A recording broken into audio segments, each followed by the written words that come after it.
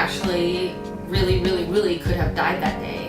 I was very close to, not making it that first day because it was a very, let's say, severe bleed.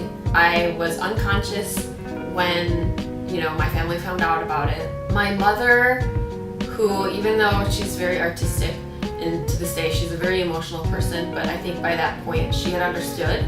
She had sort of an enlightened moment where she realized, I can't help anybody in my family if I don't keep a straight head and at work and still, perform well at work. So while everybody was expecting her to just kind of break down and be like, what's going on with my daughter, she still focused and did her work,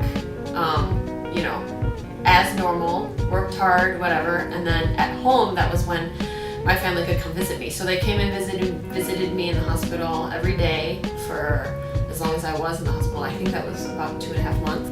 My father at the time wasn't working. He had completely transformed at this time.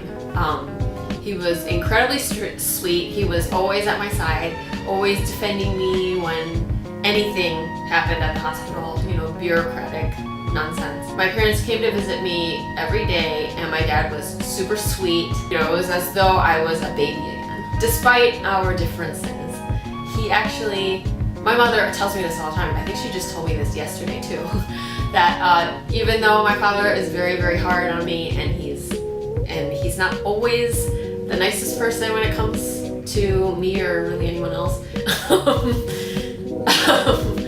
he actually, cares very deeply about me and my sister and his family. He just doesn't know how to show it properly until, you have a time of need. It was actually very interesting because he then completely transformed while I was in the hospital. After I was discharged and I was staying at home, he took care of me physically, and he especially became super overprotective.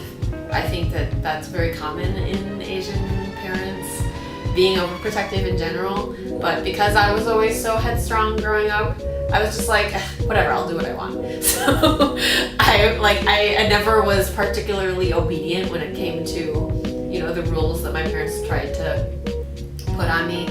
But,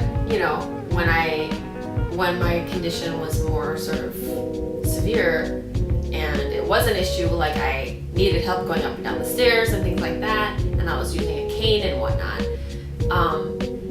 it was sort of easier for him to become even more overprotective.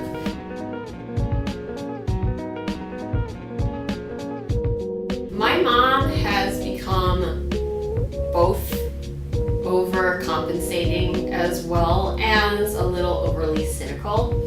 Like, overcompensating meaning like she gives me a lot more leeway that I never actually asked her for nowadays. So for example, if I have to get up early because we need to be somewhere, let's say she says get up at like 8 o'clock, and at 10 when I wake myself up and I'm like, why did you let me sleep in so late? She'll kind of resentfully be like, well, you needed your sleep. And so she kind of gives me this flexibility, I guess, of being slower or waking up later or whatever, because like I can't do stuff now. And when I say she's a little more cynical now, she herself has had surgery, and her own recovery has not been the greatest. So I think in a way she kind of sees that in me because, well, first of all, I don't see her every day, so it's not like she knows exactly what I'm doing. She doesn't see me at the gym, She doesn't know when I've made a big breakthrough or when I've done something. Like the first time I went back to dance, I never told her, but I was thrilled about it myself. But because she's not there to see that and she doesn't know, according to her, I'm not making any improvements because I'm not telling her. And so she just kind of has this understanding that I'm just not getting any better.